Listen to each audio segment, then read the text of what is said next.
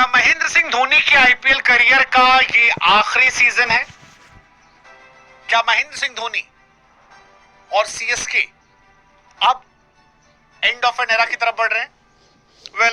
ये सब कुछ होता हुआ दिख रहा है क्योंकि महेंद्र सिंह धोनी को लेकर खबर आती है कि धोनी साहब जो है वो आईपीएल 2026 में सारे मैचेस नहीं खेलेंगे। इनफैक्ट शुरुआत के 2 हफ्ते में धोनी आपको दिखेंगे ही नहीं। आगे क्या होगा वो पता नहीं। कईयों का मानना है कि शायद अगर सीएसके क्वालिफिकेशन की तरफ बढ़ती है तो कुछ मैचेस में धोनी आ जाएंगे जो शायद फैंस के लिए होंगे एक फेयरवेल के लिए। कई कह रहे हैं कि भाई साहब धोनी साहब ने पूरे प्रैक्टिस मैचेस खेले थे, वो दिखाई पड़ रहे थे ग्राउंड में। ये एक टैक्टिकल डिसीजन हो सकता है कि सीएसके जो है वो अपनी बेस्ट 11 जो है वो छांट ले, क्योंकि धोनी के रहने से बेस्ट 11 फिलहाल मुश्किल दिख रही थी।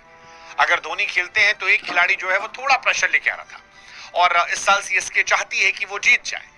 कईयों का मानना है कि यार धोनी साहब को 2023 में ही रिटायरमेंट ले लेना चाहिए था, क्योंकि कुछ फेयरवेल जो होते हैं वो अच्छे तभी होते हैं जब सही समय पर आए। 2023 में सीएसके ने ट्रॉफी उठाई थी और उस वक्त धोनी के पास रिटायरमेंट पीक पर लेने का बहुत अच्छा मौका था और कईयों का मानना शायद वो बेस्ट टाइम था जहां धोनी रिटायर हो सकते थे। पर धोनी साहब नहीं हुए, उन्होंने कहा मैं खेलूंगा और वो खेलते भी नजर आए। अच्छा खेला भी उन्होंने। यश दयाल वाला भी जो अगला सीजन था उसमें एक छक्का मारा था, दूसरे पर बाउंड्री लाइन पर अगर कैच ना हुए होते तो शायद वो क्वालिफाई कर जाते, कहानी अलग हो जाती। लेकिन बीते साल 2025 में जब सीएसके 10 नंबर पर जाती है तो ये सवाल उठता है कि धोनी क्या रिटायर हो जाएंगे? सीएसके ने अपनी पूरी टीम बदल कर रख दी है। अब एक बिल्कुल नई टीम जो है वो आपको दिखाई पड़ रही, जहां पर पापा जी के जमाने के लोग कम हैं और नए जमाने के बच्चों को ज्यादा जगह दी गई है। अब सवाल ये है कि क्या धोनी की ये स्ट्रेटजी है कि मैं फिलहाल अपने आप को टीम से थोड़ा पीछे कर लूं? संजू सैमसन जैसा एक्सपीरियंस जब आ गया है, विकेट कीपर जिस पर हम भरोसा कर सकते हैं, तो क्यों ना इनके साथ हम जाने दें और ये मिलकर एक बेहतर टीम बनाएं। अब अगर धोनी साहब नहीं होते तो टीम क्या होती है? देखिए, अगर धोनी साहब नहीं होते तो मेरे लिए ओपनर संजू सैमसन, ऋतुराज गायकवाड़ होते, 3 नंबर पर महात्रे होते, 4 नंबर पर डेवॉल्ट ब्रेविस होते, 5 पर दुबे होते, 6 नंबर पर शायद मैं कार्तिक शर्मा, प्रशांत वीर या फिर उर्विल पटेल में किसी को खिलाता। मोस्ट प्रॉब्ली मैं शायद प्रशांत वीर के साथ जाता। 7 नंबर पर मैं थालाव खिलाता। 8 नंबर पर शायद मेरे लिए नूर अहमद आते, 9 पर अंशुल कंबोज, 10 पर मैट हेनरी या ओवर्टन को मैं बुला लेता और 11 पर खलील अहमद। ये मेरी प्लेइंग 11 थी। लेकिन अगर धोनी साहब को आप बाहर भेज देते हैं टीम से और अगर धोनी इस टीम का हिस्सा नहीं होते हैं तो फिर ये टीम जो है ये बदल जाएगी। फिर आपके पास एक एक्स्ट्रा ऑप्शन होगा एक नए यंगस्टर को मौका देने का, जो किसी एक बॉलर को भी मौका दे सकता है। जैसे अगर टीम की बात की जाए तो फिर संजू सैमसन, ऋतुराज गायकवाड़ ओपन करेंगे। 3 नंबर पर आपके पास आयुष महात्रे आ जाएंगे। 4 नंबर पर अभी भी मैं ब्रेविस के साथ जाना चाहूंगा। 5 नंबर पर शिवम दुबे के साथ में जाऊंगा। लेकिन 6 नंबर पर मेरे पास ऑप्शन होगा उर्विल पटेल या सरफराज खान को खिलाने का, जो धोनी साहब के रहते पॉसिबल नहीं था। तो उर्विल पटेल या सरफराज खान में से कोई एक खेल लेगा। 7 नंबर पर फिर मेरे पास कार्तिक वीर या प्रशांत में किसी एक को मैं खिला सकता हूँ। आई थिंक जडेजा के रिप्लेसमेंट के तौर पर शायद मैं प्रशांत को खिला लूं कि एक एक्स्ट्रा बॉलिंग ऑप्शन मुझे मिल जाएगा।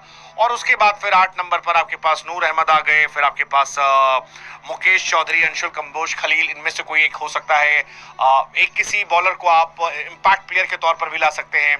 कुल मिलाकर आपकी टीम जो है वो एक ठीक ठाक टीम नजर आ रही है जो बेहतर हो जाएगी।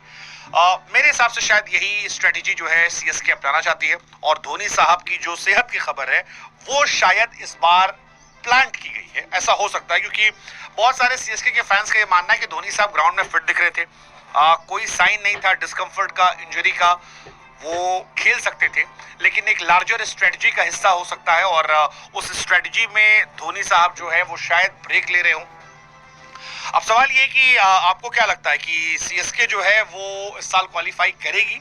क्योंकि स्टार स्पोर्ट्स की तरफ से जब तमाम एक्सपर्ट से पूछा गया कि 4 टीमें कौन सी हैं जो आपको लगता है कि क्वालिफाई करेंगी, तो सिर्फ 2 एक्सपर्ट थे, फाफ डुप्लेसी और आपके चेतेश्वर पुजारा, जिन्होंने सीएसके का नाम लिया था। और अगर आप थोड़ा इमोशंस पर जाकर देखेंगे तो फाफ और पुजारा ये दोनों की सीएसके की हिस्ट्री रही है, यानी दोनों सीएसके का हिस्सा रहे हैं, तो उनका नाम लेना मुझे हैरान नहीं करता। जबकि हरभजन सिंह की बात कर ली जाए, आकाश चोपड़ा की बात की जाए, मोहम्मद कैफ की बात की जाए, विहारी की बात की जाए, पीयूष चावला, सबा करीम, इनफैक्ट और भी कई लोग हैं, उन्होंने नाम नहीं लिया। नाम उन्होंने लिया जो सीएसके से जुड़े हुए थे, जैसे लक्ष्मीपति बालाजी, उन्होंने इसका नाम लिया कि सीएसके क्वालिफाई करेगी। तो ये वो प्लेयर हैं जो मतलब सीएसके से प्रत्यक्ष अप्रत्यक्ष तौर पर जुड़े रहे।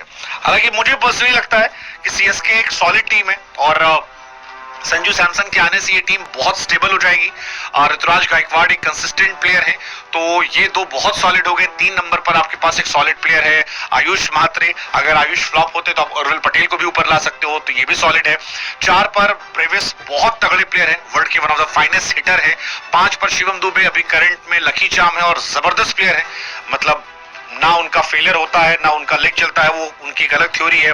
फिर 2 लड़के आपके पास आते हैं जो इस टीम में एडजस्ट हो सकते हैं, कार्तिक या प्रशांत में, जिसको आप मौका देते हो या उर्विल को मौका देते हो या सरफराज को मौका देते हो, तो उन्हें आप चांसेस दे सकते हो, खासतौर पर नए 2 लड़के जो आपने लाए हैं। और बॉलिंग जो है वो भी आपकी ठीक है, मतलब Matt Henry is a good bowler, मुझे मैट हेनरी एज अ गेंदबाज बहुत पसंद है।